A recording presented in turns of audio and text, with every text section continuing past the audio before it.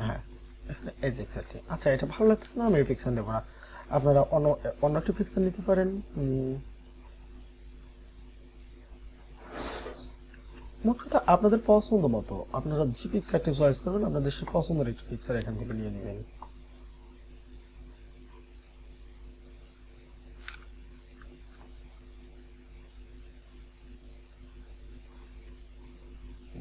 এই পিকচারটি নেব আমি। ওকে, আই এম নট রোবট। ওকে, বন্ধুরা, আমাদের অলরেডি 3টি পিকচার এখানে ডাউনলোড হয়ে গেছে। তো এই পিকচার 3টির মধ্যে থেকে আমরা কোন কোন পিকচারটি নেব? এখানে কয়টি পিকচার? এখানে তো আমার 3টি পিকচার, 1 2 3। ডাউনলোড বার দেখেন, 1 2 3। এই যে এখানে যে আমার 3টি পিকচার রয়েছে, এই পিকচার 3টির মধ্যে আমরা কি করব? আমরা ব্যাকগ্রাউন্ড রিমুভ ও ফটো এডিটিং এর জন্য আমরা এটিকে ব্যবহার করব। তাহলে এখান থেকে আমরা কি করব? ফার্স্ট অল আমরা এই পিকচারটিকে নেই আমাদের ইমেজ বডিতে, নিয়ে আসলাম। আচ্ছা, দেখেন এখন এই পিকচারটি ঠিক আমাদের সাইজের সঙ্গে একদম মিলে গেছে। তো আমরা এই সাইজের চেয়ে একটু ছোট সাইজ করে নিব আমাদের বোঝানোর সুবিধার্থে। আমরা যে ব্যাকগ্রাউন্ড রিমুভ করব এই পিকচারটি, সেই পিকচারটি এখানে। ওকে, আর মাথায় রাখবেন অবশ্যই অল্ট কি আর শিফট কি একসঙ্গে চেপে ধরে যদি আমরা কাজ করি, তাহলে আমাদের ছবিটির রেশিও কখনোই নষ্ট হবে না, ফাটবে না, কিচ্ছু হবে না। তো এই যে আমাদের এই পিকচারটি এখানে, হ্যাঁ, আপনাকে যদি এই পিকচারটি ভালো না লেগে থাকে, আপনি পিকচারটি ডিলিট করে দিবেন। আপনার গিগে মিস্টেক হতে হবে আপনার মাধুরী, মানে মনের মাধুর্য দিয়ে। ধরেন আমরা এই পিকচারটিকে নেব। ওকে, হ্যাঁ, পারফেক্ট পিকচার। ওকে, আমি এই পিকচারটি এখানে বসাইলাম। এখন দেখেন যে উপর থেকে নিচ অংশটুকু পিকচারটি আমার সমানভাবে আছে। তো আমি ঠিক কন্ট্রোল অল্ট কি চেপে একসঙ্গে একটু কম বেশি করে নিলে আমার পিকচারটি এভাবে চলে আসবে। তো এই পিকচারটি হচ্ছে আমার ফার্স্ট পিকচার। এই পিকচারটি হচ্ছে আমাদের প্রথম পিকচার। এই পিকচারটিকে আমরা কি করব? ব্যাকগ্রাউন্ড রিমুভ করব। তো এই পিকচারটা হচ্ছে যেহেতু বডি ল্যাঙ্গুয়েজ পিকচার, তো এই পিকচারকে আমি আরেকবার নেব, নতুন ট্যাবে দিব। তারপরে এই পিকচারকে আমরা ফার্স্ট অল বড় করবো। এখন এইটা ব্যাকগ্রাউন্ড রিমুভের বিভিন্ন কাজ দেখাইছি আমি। তো এই কাজটার মধ্যে এই পিকচারটিকে আপনি কিভাবে ব্যাকগ্রাউন্ড রিমুভ করবেন এটাও একবার দেখবেন। তো এটিকে ব্যাকগ্রাউন্ড রিমুভ করার জন্য আপনি ফার্স্ট লকটি খুলে দেবেন। লকটি খুলে দেওয়ার পর এখানে ক্লিক করবেন। অর্থাৎ এই যে আমাদের এই যে এখানে মানে এজের টুলটির মধ্যে দেখে একদম দেখবেন যে ম্যাজিকের এজের টুল, এখানে ক্লিক করে দেন আর ব্যাকগ্রাউন্ডে ক্লিক করবেন। একটা একদম আপনার ছবিটি মানে অতি দ্রুত ব্যাকগ্রাউন্ডে যেভাবে রিমুভ হয়ে যায়। আচ্ছা, ধরুন ততটুকু অংশ হচ্ছে না, থাকলো অতটুকু অংশকে আপনারা কেটে দিবেন। এখন যে অংশটুকু আপনাদের বাকি থাকবে, এই অংশটুকুকে পেন টুল ইউজ করে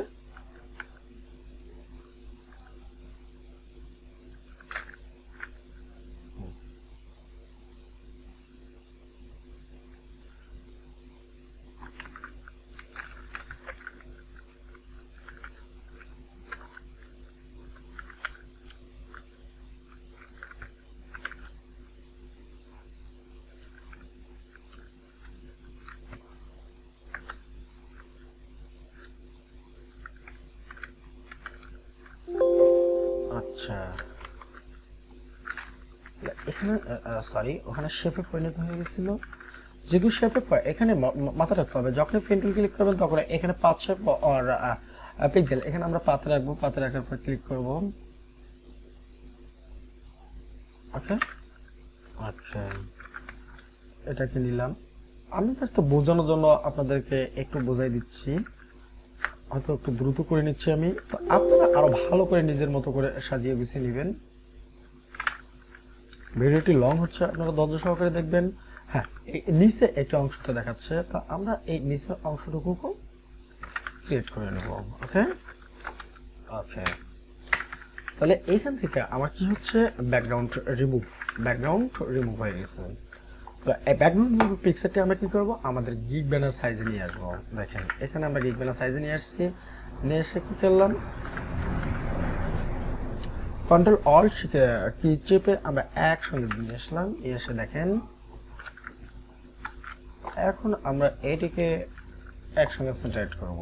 ওকে ওকে, তাহলে এই যে এইখানে যে আমাদের পিকচারটি রয়েছে, তো এই পিকচারটিকে আমরা একসঙ্গে সেন্টারেট করতে যাই। হ্যাঁ, এখানে হয়ে গেছে। তো এর মধ্যে থেকে একটি জিনিস ভুল হয়ে গেছে, সেই জিনিসটার মধ্যে কি দেখেন পিকচারটি এখানে যখন দেখবেন আপনি তখন ঠিকঠাক আছে, তবে এখান থেকে হাতের অংশটুকু কেটে গেছে। আবার এই পিকচারে রাইটের পিকচারটা ক্লিক করেন, দেখেন একদম সাইডে, এই কারণে এই হাতের অংশটুকু কেটে গেছে। তো হাতের অংশটুকু ওনার কোথায় থাকবে, এই দিক থেকে ঠিক উপরে, মানে এই দিক থেকে ঠিক উপরে, অর্থাৎ কথা যে পিকচারটিকে আপনি যেভাবে নিয়েছেন না কেন, আমি জাস্ট ব্যাকগ্রাউন্ড রিমুভ করে দেখাচ্ছি। তো এখানে এই বিষয়টি হচ্ছে যে আপনার গিগে মেজের মধ্যে হয়তো বা একটু সাইজটা বড় হয়ে গেছে, আপনারা সাইজটা একটুখানি বেশি না একটুখানি ছোট করে নেবেন যাতে আপনার বোঝানো যায়, এবং এটিকে আপনারা সেন্টারেট করেন। ওকে, হ্যাঁ, তাহলে এটি হচ্ছে এখানে আর এটি হচ্ছে এখানে সেন্টার, আর এটি সাইজের। ওকে, এখন এই বিষয়টিকে আপনারা কি করতে পারেন, একটা বর্ডার করে দিতে পারেন, মানে বোঝানোর তাগিদে একটা বর্ডার করে দিতে পারেন। বর্ডারটা কিভাবে আমরা করব, ঠিক আছে, এই পিকচারটাকে নিয়ে আমরা একটা রেক্ট্যাঙ্গেল শেপ ব্যবহার করব, পরপর থেকে এই দিক থেকে এই পাশে আমরা জাস্ট একটা বর্ডার টেছি। দেখেন এখানে যেহেতু ফিল কালার আছে, আমরা ফিল কালারটাকে বন্ধ করে দেবো এবং স্টক কালারটাকে অন্য কালার পরিণত করবো। দেখেন ফোটা রয়েছে, এইটাকে আমরা চেঞ্জ করে নেব। আর যেহেতু একটু মোটা দেখা হচ্ছে, পিক্সেলটাকে আমরা 2 পিক্সেলে করে নিই। ওকে, হ্যাঁ, দেখেন তাহলে এই যে এইখান থেকে ঠিক আমাদের যে বর্ডারটা রয়েছে, আমরা জাস্ট বোঝানোর জন্য এই বর্ডারটিকে ব্যবহার করলাম। তো একদম সেম ক্যাটাগরিতে এই বর্ডারটিকে আমরা আরেকটি বর্ডারে পরিণত করি।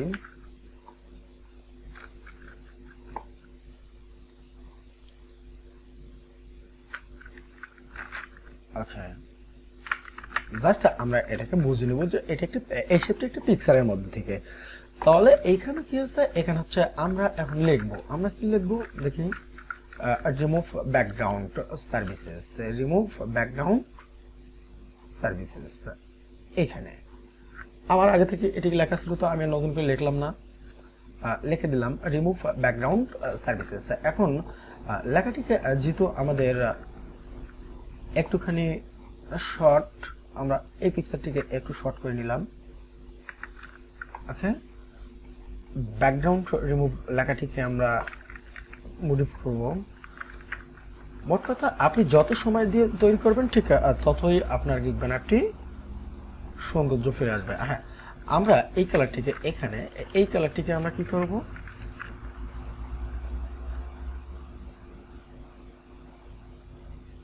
আচ্ছা ধরেন এই কালারটিকে আমরা রেড কালারে পরিণত করব, রেড। ওকে, ওকে, এখানে কি কালার আছে, এই কালারটিকে আমরা হোয়াইট কালারে ব্যবহার করি, কেমন হয় দেখি। হোয়াইট কি হয়েছে না, হোয়াইট এখন হয়নি।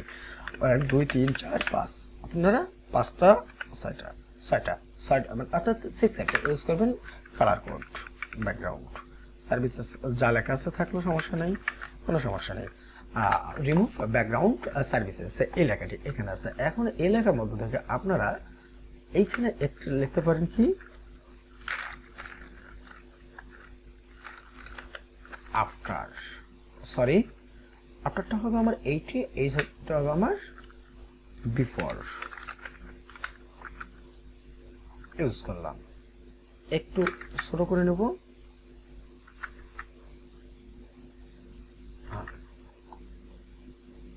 একটু ছোট করে। মোট কথা এই পিকচারের ঠিক সাইজ আমরা এখানে লিখে দিলাম বিফোর, আর এই পিকচারের সাইজ মতো